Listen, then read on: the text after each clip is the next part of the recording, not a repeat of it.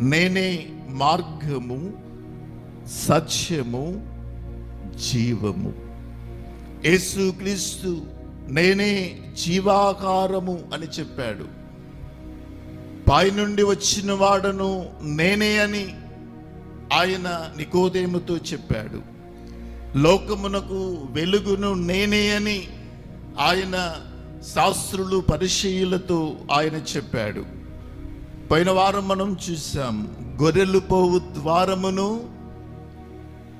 నేనే, నేనే దేవుని కుమారుడను, నేనే జీవము, నేనే పునరుత్థానము, నేనే మీకు ప్రభువునై ఉన్నాను, నేను నిజమైన ద్రాక్షావల్లిని, నేనే మార్గము, సత్యము, జీవమును అయ్యున్నాను.